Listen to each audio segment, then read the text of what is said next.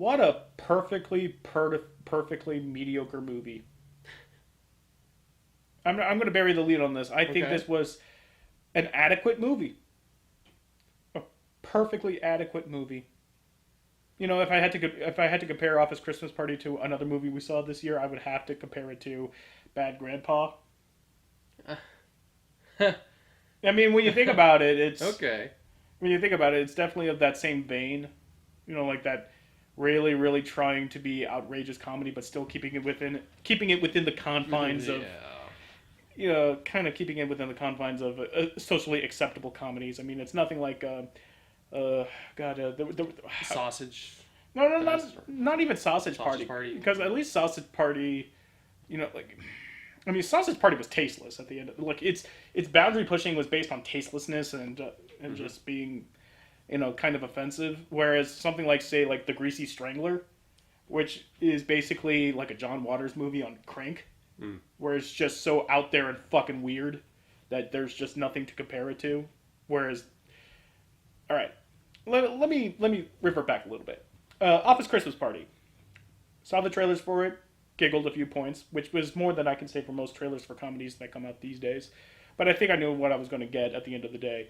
And having seen it, that's Mm-hmm. exactly what I got. Yeah, it was a fun movie. I enjoyed it. It wasn't. I mean, it wasn't hilarious. It didn't have me falling out of my seat laughing or anything like I was hoping it might. But it was enjoyable. It was a Christmas movie. For a Christmas movie, it passed all right. I mean, low bar and everything, but I guess I was. I mean, like it was an adequate movie, but I guess I was expecting more. Yeah, I suppose it was a little bit lackluster, but it fell a little bit slow at points. especially at the beginning. Yeah. Um, but you walked out of the movie feeling okay. Yeah, It was all right. I'll give the movie one thing.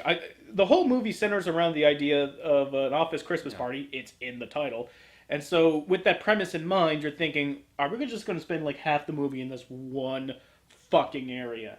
And Yeah. and how monotonous is that going to be? And to its credit, it keeps it lively and fresh, and it doesn't linger on anything too long. Yeah. But to get to there, you do have to go through some this shorthand comedy that I've been noticing. Like shorthand comedy to these days is just being cringy and awkward. I feel like that is like a comedy crutch. It has become quite the crutch these days. It has become a crutch for comedy writing and performance. And there are bits where I can obviously tell that it's linorama, and every time it veers into that territory, I'm just checking out. But they keep it to a minimum. They obviously keep it to a minimum, and thanks in part, thanks to keeping actual actors in this movie. Yeah. Like Jason Bateman. Jason Bateman plays the lead in the role. Plays the lead in the role. Plays the lead in the movie, and Yeah. it's not like he isn't a funny actor or anything like that. But he's not like one of the fucking Apatow mafia, where they just like they just love to just ad lib and just throw shit at the wall and see what sticks. And after machine gunning 20,000 lines, maybe one will get a titter. Maybe. I mean, maybe. It's. I don't want to say. I don't want to rip off what Family Guy said about Robin Williams. Hmm. There's like, hoo 100 jokes, maybe one of them will laugh. Oh. But that's Yeah. creepily getting to that territory. But that's giving this movie a little credit. But like when you cast Jason Bateman, an actor, Olivia Munn, an actress, Jennifer Aniston, an actress, and you have your core of the movie, and then you round it out with T.J. Miller, who's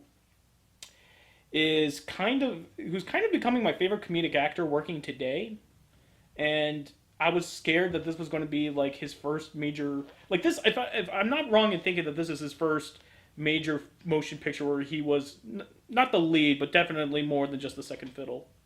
Yeah. He definitely shines through the movie. Yeah. If anyone does, it's T.J. Miller. No surprise, really. No. So, I mean, if there's anything to take from this movie, it's that he's doing just fine going forward. Yeah, I mean, this isn't a jump backwards for him, Yeah. which I think part of me was kind of dreading, especially for like a first, like not everyone could be a young Brando when they emerge onto the scene, just owning the stage and bursting with charisma. But with T.J. Miller, it's I want more for him, but I kind of don't want more for him because getting more for him means going into like a lot of these mainstream comedies that are just and they just ruin their T.J. Miller. But on the other hand, God, because like the problem with T.J. Miller for me is that he is a great ad-libber, and that would work in an environment like Linerama. But that well's going to run dry for him. It does for everyone, and I don't want that to happen to him. But it's sort of like I want you to go on this road, but I don't want you to go on this road. Yeah.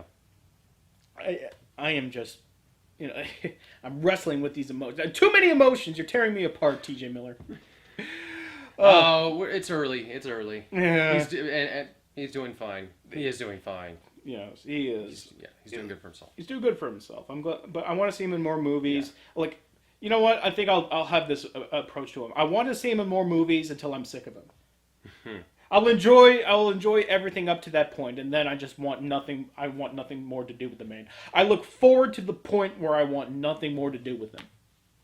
Okay. I think that's kind of a healthy... Okay, well, I mean, that's a healthy attitude, I guess. But I don't know if that's... Well, but that's sort of like the crash course for every mainstream comedian, like Jim Carrey. Yeah. Jim Carrey was in a bunch of mainstream comedies until people got sick of him, and then he started doing dramas, and then people got even more sick of him. And I don't know, T.J. Miller seems to have... I feel like there's more dimensions to him than initially. I mean, sure, it was the same for Jim Carrey, but I mean, he never was able to capitalize like he did on his comedy, and a lot of times it just came up awkward. Yeah. And so with T.J. Miller, I really think that there's more to him than that. I think that he can transcend comedy. That's the feeling I have. I mean, like his groove is comedy, but just like anyone who, like any comedian could tell you that there is more to them than just telling jokes and being the life of the party. I mean, like there's a reason why the cliche is the sad clown, but that doesn't mean I want him to make kind of go off the beaten path and start doing the I bring him up again, Robin Williams, where he started being a dramatic actor, but. That's going off the path here. Let's talk a bit more about this movie. The premise is that Jason Bateman is working as a consultant for a tech firm, and they're in not quite financial straits, but because of T.J. Miller's tight-fisted sister, played by Jennifer Aniston, the entire future of the company is relying on having a kick-ass party to win over a potential client, and that's the setup for the movie in a nutshell. And it doesn't really go further than that. I mean, like. I thought it was going to go in one direction when it began with Jason Bateman dealing with his divorce. But they never really bring it up again except for to make a joke about him. Which I just felt like that was completely unnecessary. Can't he just be single? Backstory. Yeah, it's just... There you go. Yeah, especially for if it's just going to be a Matt Walsh cameo. Yeah, and the other part of the plot is, that they have this girl working on...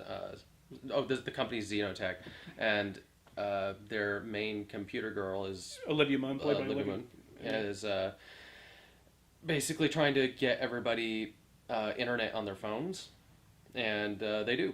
They're able to get people internet on their phones through the through the city's electrical grid, which from a certain perspective, I could see the use for that. Like, forgetting physics and science. God fucking forbid we do not have our phones.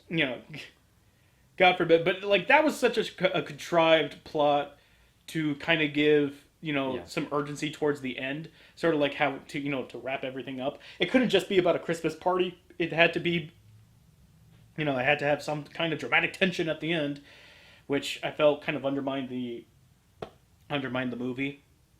But... especially because every time it kind of inverted where you think a story like that will go, it wound up for the better. There's plenty of gags in the movie where it sets something up at the beginning where you think it's going to go, and then it reverts and it winds up being hilarious. Like there's this poor secretary who is going through a divorce, just like Jason Bateman, and she keeps getting the fucking shaft all throughout the movie.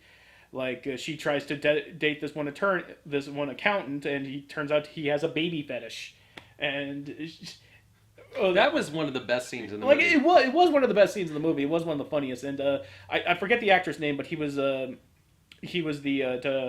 guy who played Kim Jong Un in the Interview. Oh, I haven't seen the Interview. Okay, But that same guy. That same guy. And so later on in the movie, she's being approached by another IT guy who his own little arc is that he brags about having a hot girlfriend to everyone in the audience. Who, correct me if I'm wrong, same guy in Deadpool. that had to have been the same guy. Yeah. Wait. Was it the same cab? Oh, actually, I'm not sure. I don't think it was. He sounded very, very similar. Like he did he?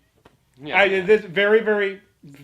Yeah, I'm opening myself up to many a racist comment. I know. So postmortem script.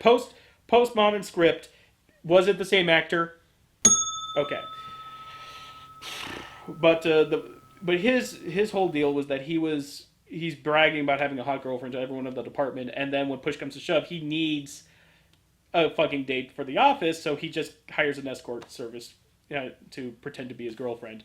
So he's dealing with that drama, but then approaches the secretary and says and she's just laying it out. It's like, I keep getting shit on all throughout the day. It's like, why can't I find a nice guy? And he's just there to say, like, you're amazing, all right? You deal with everyone's shit, and you don't get nearly enough credit, and blah, blah, blah. And then she looks at him like, oh. And more I'm thinking is that she's going to reject him, because that's how the nice guy stereotype works. But instead, the fucking prostitute comes by, makes out with him, and pulls him away, and she looks dejected. It's like, yes! Comedy! That is great comedy. That is... But hang in there. Like, hang in there. She, like, walks home.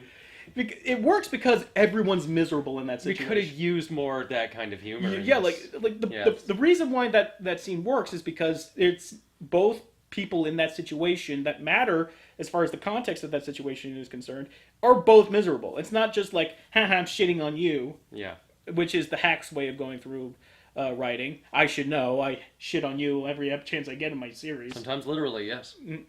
I have yet to write that scene. Yes, you have.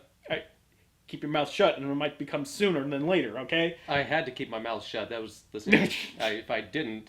If you didn't, then it would just spray out everywhere. Yeah. And I mean, that funnel is just relentless, isn't it? I don't know. Do you think that is the most degrading thing you've done for Anime Abandoned, the whole Ovaltine funnel scene? I mean, it's definitely it contends with it's a run up between that one and the spooge scene. Oh man. I mean, what do you guys think? I mean, is getting spooged on more degrading than being forced to drink someone's shit? I don't know. Well, some diarrhea shit. Well, all right. I know this is not the point of the show for Sage Versus, but for all intents and purposes, what we intended for that scene was not that we are force feeding you shit. It was that we needed we needed a liquid that looked like a certain color, and for some reason we just said Ovaltine. But it never really occurred to us that it could look like diarrhea. It just never really... I always thought that was the point. That was a happy little accident when me and Mark were just kind of bullshitting off each other. It's like, okay, so we're force feeding him something. Okay, what should it be? Something that looked good on camera. Chocolate milk. It's like, yeah, just get some Ovaltine. It's like, well, what did you think that was going to come off as? I mean, I just call it a happy accident. Sometimes comedy is best when it's unintentional. I did that scene fully my motivation for that scene was basically that I was being force-fed diarrhea dump. That was my method. That was how I did that scene, you know. I feel like James Lipton right now. So tell me more about your thought process behind the shit drinking scene. See, a lot of you may not understand this, but I mean, it really was shit. We actually put shit in there. We went to the outdoor porta potty at the last day on the concert. We just got ourselves a little hose, filled it right up. Perfect. Yeah, I mean, but who knew it was shit. Everybody thought it was Ovaltine. It worked. Yeah, including me. I thought fooled everyone. Fooled everyone.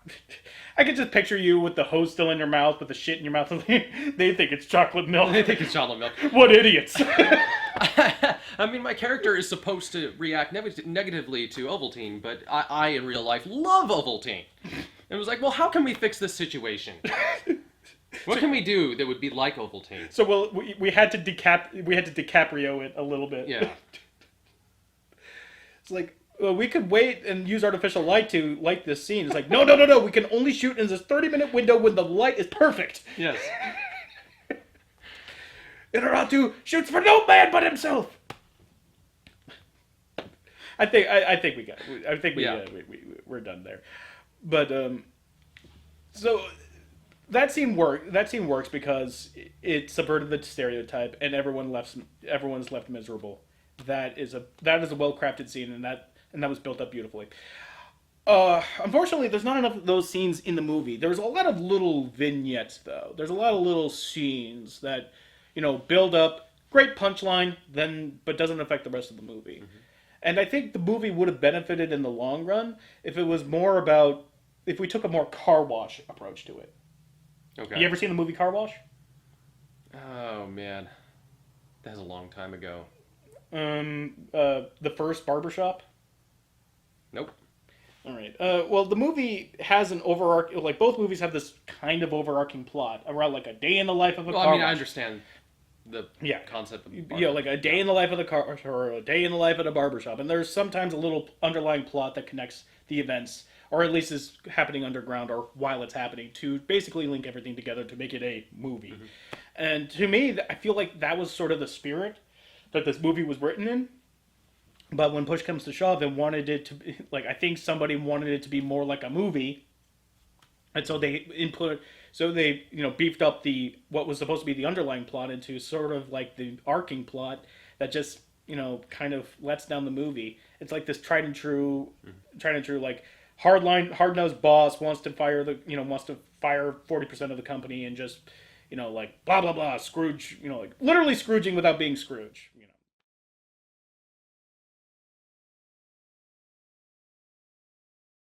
There's that plot line, and then that would have been good for like just like starting the movie and then ending the movie, and then everything happens in between. Like if the movie was like, you know what, I'm gonna fire everyone. So like your fourth quarter, you're all fucking fired. Get the fuck out.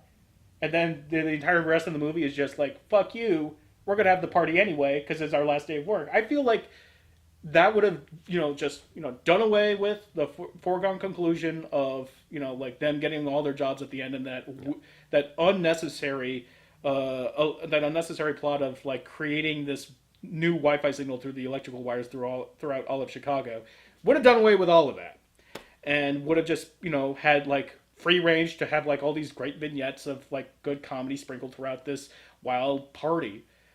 And best of all, it would have opened the doors for T.J. Miller's character to have a little bit more. Well, they wanted his character to have a little bit more depth by having him like come to the realization that he is a fuck up and he just kind of accidentally his way into being in charge of the branch. Whereas, like over the course of the movie, maybe that could come to him over the course of the night, and then like, well, it's too late for me to do anything about it. It's not like his character really suffers for it. The ending would basically be the same, but I feel like it would have, like cut the fat out of the movie, as it were. And Jason Bateman's character, arguably the main character, he doesn't really go through an arc either, but he just basically winds up dating Olivia Munn by the end of the movie. That could have easily done away with too, because they were offered jobs by Jennifer Aniston's character. Yeah. So they would have just gone to New York. So it just feels like there is a better movie in the structure of the script, but I felt that the whole scene where the whole towards the end of the movie where they all get together and become like an Avenger team. Yeah. And Jennifer Aniston's doing Krav Maga, which is funny. Yeah, it's funny, but I don't think it was right for this movie in the way they were like in the right of presenting her character as this force. Yeah. The driving force behind the movie that basically puts them in their situation that they're in. It's kind of, she should have been more of a presence towards like the beginning and the end, and maybe some very small parts in the middle revolving around it. Yeah, like every time we cut back to Jennifer Aniston, it's just basically to reinforce that she is like like no other word for it. She's a cunt in this movie, Yeah. but like a comedically like exaggerated cunt. There's a great scene where she's literally barking at the guy at the ticket agency at first class and just saying like, like I have to get to New York. Well, all the planes are landed. Like I can't do anything, and then she just screams out like, "Well, tell me who, get the person who can do something about it." And he goes, "Then I'll have to talk to God." And then she just screams out, "Yeah, she's busy," or something like that. Her. Oh, her. Like she is just like just twisting the knife, trying to emasculate this guy as much as she can because she is that fucking petty. Yeah, but when they, I felt they had her do too much of a turn. Yeah, like her sudden face turn at the end. Yeah. That was a fucking down for me. Yeah. I mean, like if she was at her best when she was just like this hateful, spiteful, petty little troll of a woman. Like she should have been more of a like a competent version of the principal in Ferris Bueller. Yeah. I felt. Yeah, like just a grade A butthead.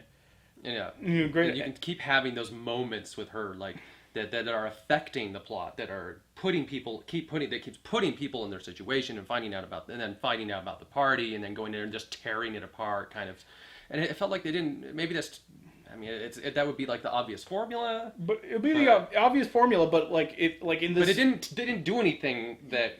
No, like the theoretical ending that endgame of our version of the script would be that she still has her way at the end. Like like there's nothing they can do about not getting fired, but at the very least, like we could do so much to her for her comeuppance, her comedic karma, because at the end of the day she's still the CEO. Like that doesn't mean that she's not going to realize that like her office building is completely trashed, and she, I don't know, for her efforts she gets like she gets fucking like body slammed by that guy who decides to like Tarzan across the room. Yeah. I mean that would be funny if he like tried to Tarzan fails and just body slam. Considering that no one really gets harmed in the movie, I mean people go to the hospital, but it's like they're fine. They're fine. I think like in the same way you can forgive Home Alone for having these goddamn fatalistic, fatality-stricken traps, and we just laugh it off like that's just comedy. In that same way, I don't know. I think I just have this thing for seeing like grievous bodily harm to women to be hysterically funny. I mean, I see it happen to guys all the time. I'm just wondering why can't women have that same kind of brutal slapstick happen to them? You see this? Echo. It's just an echo. You're saying that you agree with me without actually say that you agree with me, right? I have already stated that so many times on this show that I feel like if I say it one more time, well, that's like I know, but I'm just gonna become a broken record. I don't know. For some reason, like when we see Melissa McCarthy, fall on her fat ass because fatty go boom. That's supposed to be comedy, but like for some reason that's like it doesn't go far enough. I feel like if she just like completely face planted like we see the one character do like trying to Tarzan. Oh yeah, doing Tarzan. I was thinking the same. Yeah, Tarzan like smacks her head on the. Like if Melissa McCarthy did that and she literally went ragdoll ass over tea kettle, that'd be hysterical. But she doesn't do shit like that. She just the closest she does is that like she gets fire hosed in the same way. In slip on a banana peel. Yeah. Yeah, like she wants to go that far, but the writing keeps letting her down. I think she does want to be like the guy who takes the spill and goes ass over tea kettle backwards and slams her fucking head on the file cabinet. Equal opportunity for misfortune. You know who actually surprised me in this movie? Speaking of Melissa McCarthy and Ghostbusters, Kate McKinnon. Kate McKinnon surprised me in this movie because I felt like her character was going down this one road of like oh, she's the straight-laced HR woman and she's just going to loosen up at the end, and true enough, like that's where her arc goes. But I liked how she loosened up and exposed her freaky side. I suppose like that's all in the execution and that's all on her for being able to sell that well. I mean, it certainly wasn't the writing. Oof. Because that followed that plot line to the T, but it was, excuse me, it was Kate McKinnon's comedic sense and talent that who got her through that on the other side and emerged on the other side pretty much for the better. She definitely shined in this movie as far as a female character. Yeah. That wasn't T.J. Miller. I mean, as any character who just wasn't T.J. Miller, actually, just any. Like Jennifer Aniston had her moments, as well she should, but it was. But the writing was not with a lot of that. Yeah, so. like McKinnon was definitely was a surprising bright spot for me. Personally. Yeah, she's so expressive. Yeah, and especially after X-Men Apocalypse, Olivia Munn finally kind of rehabilitated her on-screen presence. After her non-presence fart of a role as Psylocke in X-Men Apocalypse, here she comes in to have some moments, but then again, she didn't really... outside of that useless plot line of her basically saving the day by creating more Wi-Fi for the city, she doesn't really have much to do, and her chemistry with Jason Bateman was just kind of plodding along and didn't really add much of anything. Yeah. So... I guess at the end of the day, there's just there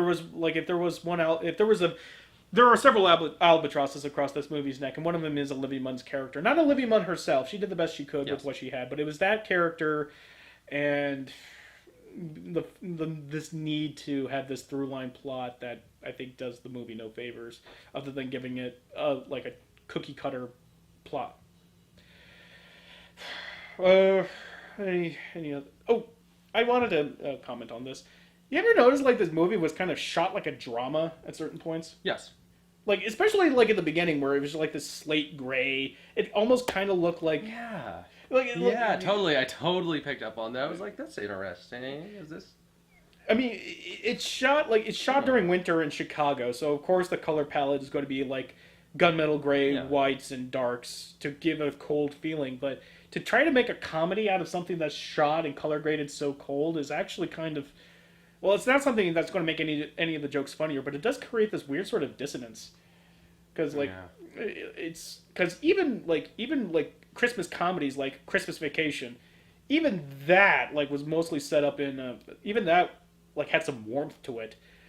There were a lot of yellows with oranges plastered against the colds and grays, but here it felt like they bring up Gone Girl in the movie, but the beginning of the movie, I will totally Gone Girl your ass. Yeah, but the movie definitely feels like it was shot in that same kind of lack of color and lack of light in certain respects, and that was, I mean, from a film theory perspective, that was very interesting to see how if David Fincher ever directed a straight up comedy but still kept his Fincher-esque direction and lighting and cinematography.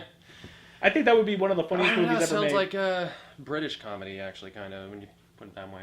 Well, something like In the Loop or... yeah. Which is very, very like that. I would... yeah. It would definitely be kind of like a bleak comedy, or at the very least a dry comedy. But the writing didn't match the bleakness or the dryness of the cinematography, so you get this weird dissonance of fart jokes. You get fart jokes in the first 10 minutes of the movie, cast against what looks like a scene from, say, I would the nearest comparison I can make at this moment right now is probably that new Jessica Chastain movie. Was it Miss Sloane? I don't think I've... no, I it came out earlier this week, but it's basically another legal drama about taking on... Yeah. So, it's shot like a legal drama, but it's fart jokes. It's this great little dissonance that, while it doesn't really do much for the movie, I kind of appreciate.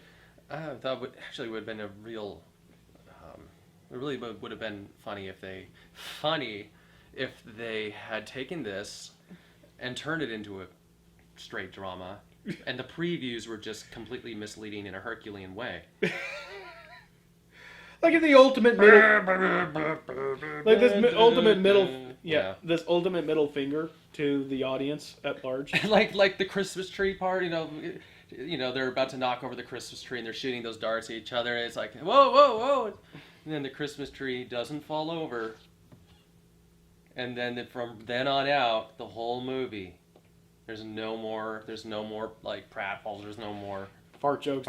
There's nothing, and it just goes straight into drama or romantic drama, or just like T.J. Miller and his brother coming to terms with the fact that one of them is, just been handed stuff. And... T.J. Miller and her brother. You mean Jennifer? I meant and his friend. T.J. Miller and his T.J. Miller and Jason Bateman, and of course his sister coming and to ruin everything. Yeah. So there's this dramatic montage of there's this great. I can picture what you're pitching right now. So Royal Tenenbaums. No, not even Royal Tenenbaums. Let's sell this. Okay.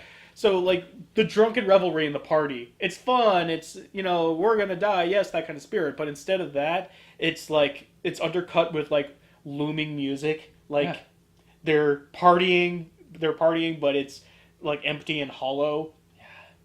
And then cut to that same scene of a guy doing, making a 3D print of his dick. Still with that same montage. And still with that same dramatic music and montage. And then, you're going to have Jason Bateman... talk like Rust Cole from True Detective. This is weird anti-comedy comedy. I reverse psychological. Now this is great. I could see him with making the little man out of an aluminum can as he's talking to the police officers investigating what happened to that office building during the Christmas party. The tree's about to fall. It's like, oh God. It doesn't. It's like, oh man, reminds me of that one Christmas. It's like my dad. It's like Father wouldn't get us those dart guns we wanted. Yeah, man, I remember that. Because they established that T.J. Miller and Jason Bateman have a history. I know. I keep saying dad because they're brothers, but they're not. But they're not. But, I feel like they should have been in the movie for some reason. I don't know. I don't know why. I don't know. But. I would sometime in their 9-year history, they were in a war together or something like that, or they were buddy cops, and they got into an intense shootout. This is a way funnier movie. Yeah, this is way funnier. I mean, you can't really make a movie an actual movie out of that, but I think this is great for something like a. We keep coming up with great ideas for sketches that we never actually perform because we would require an actual budget to shoot them properly. Oh, fuck me sideways. But look out for our hot take on Office Christmas Party as directed by the guys behind True Detective. Coming soon. You all had the same dream of being inside an office party. Being a person.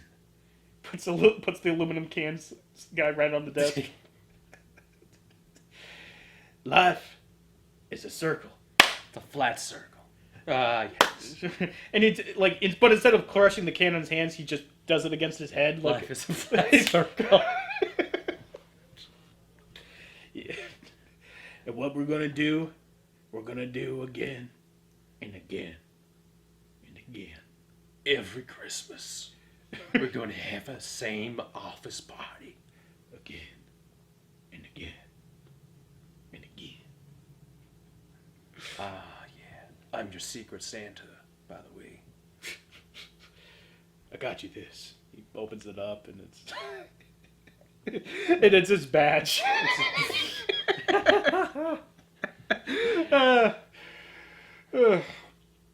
Nice left hook, Marty. Anything else to add before we close this out? Bye? Nah, it's stealing. No. That's good stuff. No, I don't got shit. Yeah, I think we've said what we already said. General recommendation, if you're looking for a new Christmas comedy, I mean, it'll get you to giggle at points, and it's not like you're going to be wasting your time watching it, but rental doesn't need to be seen in theaters. Mm-hmm. All right. Next week is Rogue One. Yeah! Star Wars! I have a feeling we're going to have even less to say about that movie than we do with this movie. Have you gone rogue yet, fan? That remains to be seen. Have you changed your profile picture yet? It's going to be rough. Till next time.